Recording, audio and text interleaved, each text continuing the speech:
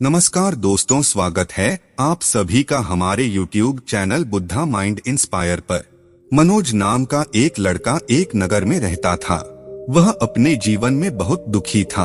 उनके दुख का कारण था कि वो अपने जीवन में अब तक कुछ भी हासिल नहीं कर पाया था, बेरोजगार था।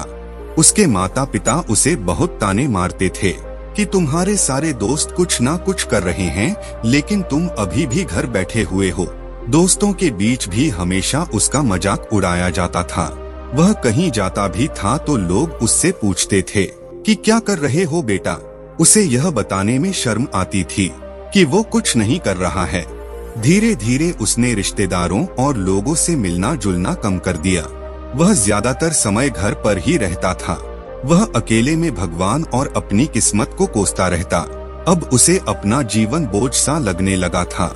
कभी कभी वह सोचता कि कब वह कुछ करने के लायक बनेगा या नहीं, और फिर वो सोचता कि ऐसी जिंदगी जीने से अच्छा मर जाऊं। एक दिन वह अपने नगर की एक गली से गुजर रहा था। तभी उसने देखा कि महात्मा बुद्ध दुख और परेशानियों पर उपदेश दे रहे हैं। वह भी उसी भीड़ में सबसे पीछे बैठ गया और उन बुद्ध के प्रवचन सुनने लगा। बुद्ध कह रहे थे कि दुख एक शिक्षक की तरह है जो हमें जीवन की सच्चाई दिखाता है और हमें जीवन जीने का सही तरीका सिखाता है। अगर आप चाहे तो जिंदगी को जीना भी सीख सकते हैं और जो चाहे उसे हासिल कर सकते हैं, या फिर चाहो तो एक कोने में बैठकर रो सकते हो। इन सारी बातों को मनोज बहुत ध्यान से सुन रहा था, लेकिन उपदेश की ये बातें पसंद नहीं आई और उसने खड़े होकर बुद्ध जी से कहा कि कुछ भी सिखाने से दुख दूर नहीं होता, इसमें दर्द ही दर्द होता है। दुख की पीड़ा अनंत है। लगता है कि इसके बाद कुछ होने वाला नहीं है, इससे कुछ भी फर्क नहीं पड़ता और इसके सामने तो मौत भी छोटी लगती है। उसकी ये बातें सुनकर बुद्ध ने कहा, बेटा तुम्हारा दुख क्या है। मनोज ने उनके सामने अपनी सारी बातें बताई और उसने बुद्ध से पूछा कि मेरे इन दुखों का आपके पास कोई उपाय है। ये सुनकर बुद्ध मुस्कुराए और उससे कहा, तुम उस दिन मेरे पास आना जब तुम्हारे जीवन में वास्तविक दुख आए। मैं उस दिन तुम्हारी समस्या का समाधान जरूर दूंगा। ये कहकर बुद्ध वहाँ से चले गए। मनोज ने सोचा, क्या ये मेरा दुख नहीं है? तो क्या मैं जिस दर्द से गुजर रहा हूँ वो असली दुख नहीं है? क्या मेरा दुख कोई नहीं समझ सकता? जब माँ बाप नहीं समझते तो भला बुद्ध क्या समझेंगे? उस दुखों से परेशान होकर मनोज ने एक फैसला किया कि अब वो कुछ ना कुछ करेगा। मनोज ने एक छोटा बिजनेस शुरू किया, पर उसे सफलता नहीं मिल पाई, लेकिन ये देखकर उसके घर वाले खुश थे कि वो कोशिश तो कर रहा है। वह अपने बिजनेस में लगा रहा और धीरे धीरे उसे सफलता मिलने लगी। फिर उसने रफ्तार पकड़ी और केवल 3 साल के अंदर ही वो एक बड़ा बिजनेसमैन बन गया। अब मनोज के आसपास ऐसे कई लोग थे जो उसकी परवाह करते थे और उससे प्यार करते थे, और उसके परिवार के सदस्य थे जो उसकी तारीफें करते करते थकते नहीं थे। रोज उसके दोस्तों की संख्या बढ़ती जा रही थी। अब वह अपनी जिंदगी से बहुत खुश था। उसके कुछ दोस्तों ने उन्हें सलाह दी कि जब तुम एक बड़ा बिजनेसमैन बनकर बहुत खुश हो तो सोचो जब तुम इस शहर और इस राज्य के सबसे बड़े बिजनेसमैन बन जाओगे तो तुम्हें कितनी खुशी होगी और तुमसे कितने लोग जुड़ना चाहेंगे। तुम्हारी कितनी बड़ी ख्याति होगी और खुद राजा भी तुमसे दोस्ती करना चाहेंगे और जरूरत पड़ने पर आपसे पैसे भी उधार लेंगे। अपने दोस्तों की ये बातें मनोज के मन में बैठ गई। अब वो और ज्यादा पैसे कमाने की कोशिश में लग गया, लेकिन उसे ये सब बहुत ही जल्दी चाहिए था। वह बिल्कुल भी समय बर्बाद नहीं करना चाहता था। वो अपना ज्यादा समय इन चीजों को हासिल करने में लगाने लगा, इसलिए वह ऐसे काम करने लगा जो सही नहीं थे। उसने पैसे उधार लेना शुरू कर दिया। ज्यादा मुनाफा कमाने के लालच में वह अपने माल में मिलावट करने लगा। उसने कई बिजनेसमैन के खिलाफ भी साजिश रची और उन्हें डराया धमकाया। जैसा उसके दोस्त कहते थे वो वैसा ही करता था। वो इन तरीकों से ज्यादा पैसा कमा रहा था, लेकिन अब उसका जीवन पहले जैसा नहीं रहा। उसका मन बिल्कुल अशांत था और उसे रात को नींद भी नहीं आती थी। वह हमेशा सोचता ही रहता था। इतना सब कुछ पाने के बाद भी वो सुखी नहीं था। एक दिन मनोज अपनी गाड़ी से कहीं जा रहा था, तभी रास्ते में उसे महात्मा बुद्ध का आश्रम दिखाई दिया और वो बुद्ध के पास जाकर बोला, बुद्ध जी, आपने मुझे एक बार कहा था जब कभी जीवन में सच्चा दुख आए तो मेरे पास आ जाना। अब मैं बहुत दुखी हूँ, मेरी नींद हराम हो गई है, मुझे कहीं भी शांति नहीं मिल रही है। इस तरह मनोज ने अपनी सारी समस्याएं बुद्ध को बताई।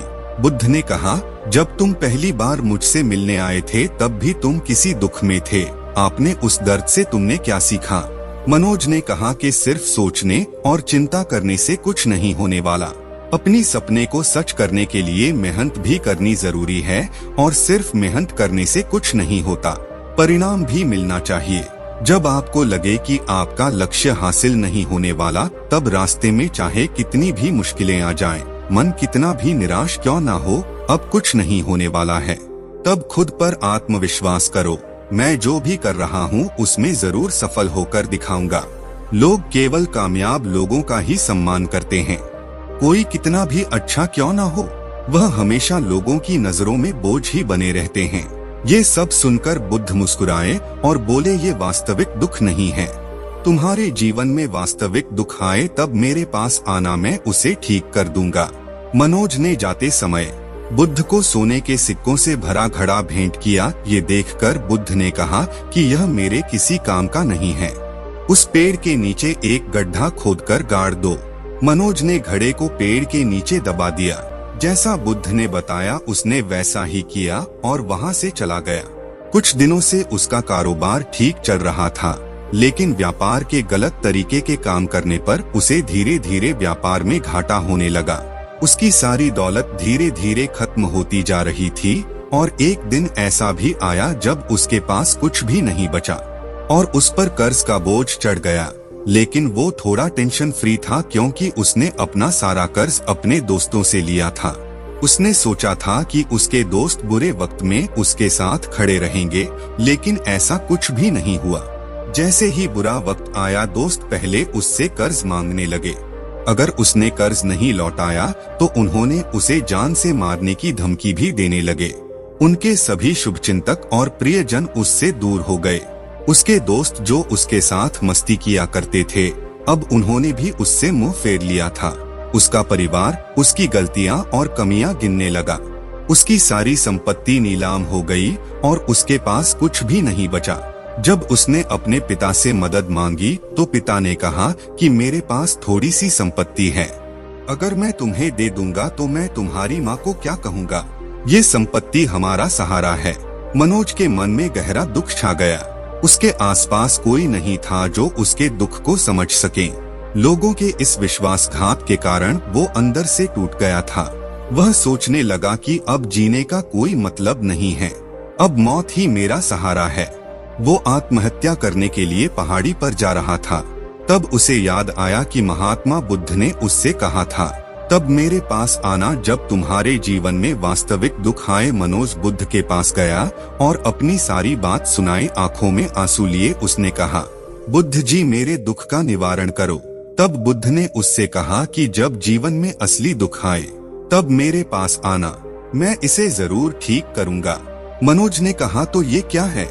क्या मेरी जिंदगी में दुख नहीं है तो आखिर असली दुख है क्या? बुद्ध ने मनोज से कहा कि पहले तुम मुझे ये बताओ कि तुमने अपने दुख से क्या सीखा। तब मनोज ने कहा कि मैंने ये सीखा है, जो लोग हमारे जीवन में आते हैं वह हमारी सफलता और प्रगति को देखकर आते हैं और वो हमें धोखा जरूर देते हैं, क्योंकि बुरे समय में वे हमारे साथ नहीं खड़े होंगे। वे अच्छे समय में ही हमारा फायदा उठाएंगे और बुरे समय में हमें छोड़ देंगे। उन लोगों पर ही भरोसा करें जो हमारे बुरे समय में भी हमारे साथ खड़े रहते हैं। लेकिन ऐसे लोग बहुत कम हैं, लेकिन जिनके पास है उन्हें उनकी सराहना करनी चाहिए, उनका अपमान नहीं करना चाहिए। कभी भी किसी के खिलाफ साजिश नहीं रखनी चाहिए। अपना काम ईमानदारी और धैर्य से करे और कभी लालची ना बने। अपने सारे दुख दर्द और अनुभव बताने के बाद मनोज बुद्ध जी के सामने आंखों में आंसू लिए बैठ गया। कुछ देर बाद बुद्ध उठे और पेड़ के नीचे गड्ढा खोदा और वो घड़ा निकाला जो सोने के सिक्कों से भरा हुआ था। उन्होंने मनोज को देकर कहा, मैंने तुमसे कहा था कि मेरे पास तब आना जब तुम्हारे जीवन में वास्तविक दुख हो, तब मैं तुम्हारी मदद जरूर करूंगा। मनोज ने महात्मा बुद्ध को धन्यवाद दिया और उसे प्रणाम करके चला गया। उस पैसों से उसने फीस एक छोटा सा बिजनेस शुरू किया, लेकिन अब वो छोटा व्यापारी बनकर बहुत खुश था। उसने पूरी लगन और ईमानदारी से कारोबार किया और जल्द ही वह अपने शहर का एक बड़ा व्यापारी बन गया। उसका जीवन सुख सुविधाओं से भर गया था। लेकिन कोई कितना भी अच्छा क्यों ना हो, लेकिन जीवन में दुख तो आता ही है। तो मनोज के जीवन में भी दुख आया। उसके माता पिता की मृत्यु हो गई। वे दोनों एक ही दिन मर गए। मनोज अपने माता पिता से बहुत प्यार करता था, इसीलिए उनके निधन से उसे गहरा सदमा लगा। अंतिम संस्कार किया गया। उसने अपने माता पिता का शव जलते हुए देखा तो उसका मन बेचैन हो गया। उसके मन में कई सवाल उठने लगे। वह घर वापस आ गया।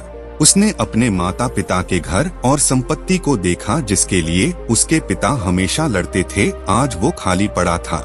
जिन्होंने इसकी देखभाल की, इसके लिए लड़ने वाले इस दुनिया से चले गए। उसके पिता ने जो कुछ कमाया वो सब यहीं रह गया। एक दिन पहले तक अपनी संपत्ति के लिए उसके पिता मारपीट करते थे, आज वो खुद इस दुनिया से चला गया। उसका मन ऐसे अनेक विचारों में भटक रहा था। वह अंदर से अकेला और डरा हुआ महसूस कर रहा था। उसे लगा कि कुछ तो है, लेकिन वह समझ नहीं पा रहा था। इसलिए वह महात्मा बुद्ध के पास फिर गया। उसे देखकर बुद्ध ने कहा, क्या जीवन में कोई दुख है? मनोज ने कहा, वैसे तो जीवन में कोई दुख नहीं है, सब कुछ अच्छा चल रहा है, लेकिन आज मेरे माता पिता का देहांत हो गया है। मैं इस घटना से बेहद दुखी और परेशान हूँ। बुद्ध ने कहा, इसमें दुखी होने की क्या बात है? एक दिन सबको मरना है, मुझे भी मरना है, तुम्हें भी मरना है। शायद तुम कल ही मर जाओ या आज भी मर सकते हो। मनोज ने कहा, क्या कह रहे हो बुद्ध जी, मैं भी मर जाऊंगा, लेकिन मैं अभी जवान हूँ। बुद्ध ने कहा कि सभी जी रहे हैं। यही सोच कर के मृत्यु केवल बूढ़ों को आती है, लेकिन ऐसा नहीं।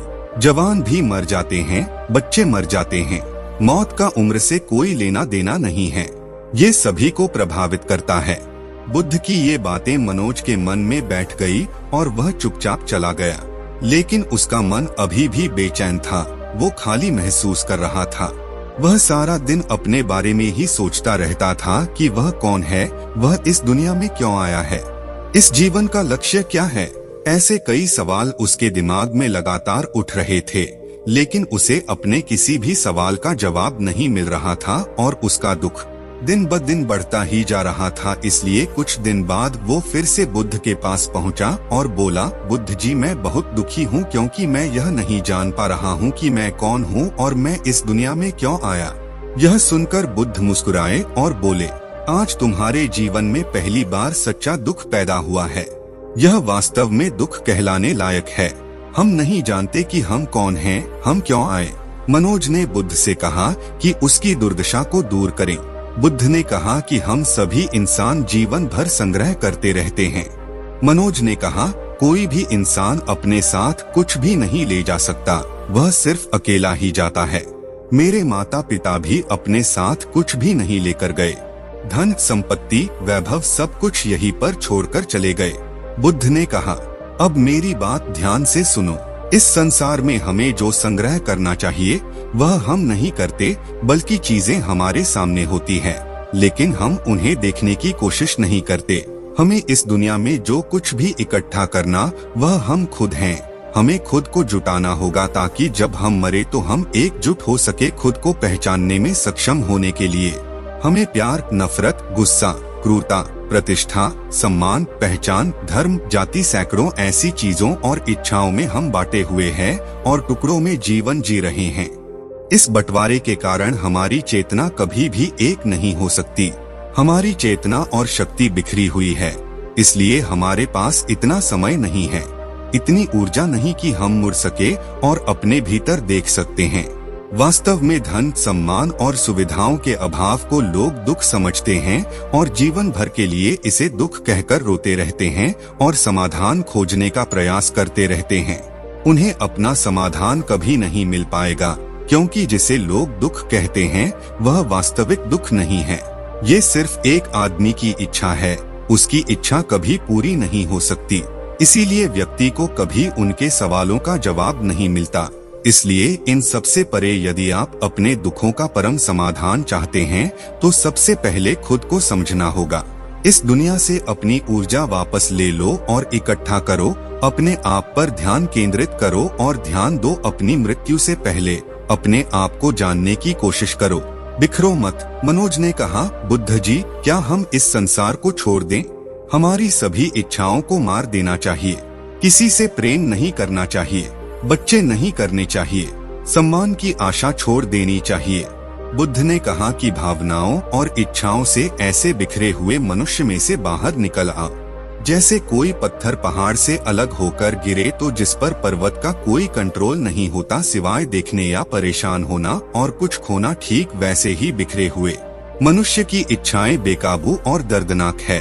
उसका अनियंत्रित मन इच्छा करता रहता है और कल्पना करता रहता है और यह दुख देता है। लेकिन जब एक व्यक्ति अपने मन को एकत्र करता है तो वह जो कुछ भी करता है वह उसके नियंत्रण में होता है। फिर उसकी इच्छा से इच्छाएं भी उत्पन्न होती है। फिर मनोज ने कहा कि आपने मेरे असली दुख का समाधान कर दिया। आपका बहुत बहुत धन्यवाद। आपसे मैं खुद को समेटने और खुद को तलाशने की कोशिश करूंगा। बुद्ध ने कहा कि मानव शरीर में बहुत ऊर्जा और शक्ति है, लेकिन यह फालतू के कामों में बंटा हुआ, बेकार की बातों में लगा हुआ। यह एक बहुत ही शक्तिशाली मशीन की तरह है और वह बिना सोचे समझे अपनी शक्ति बर्बाद कर रहा है और बिना किसी नियंत्रण के। इसीलिए इस शक्ति पर ध्यान दें, अपनी चेतना, और इसे इकट्ठा करें। मनोज को अपने प्रश्नों का उत्तर मिल गया। उसने महात्मा बुद्ध को धन्यवाद किया और चुपचाप चला गया। अगर आपको यह वीडियो पसंद आई है तो कमेंट में ओम नमो बुद्धाय जरूर लिखें। लाइक करें और इस चैनल को सब्सक्राइब करें। धन्यवाद।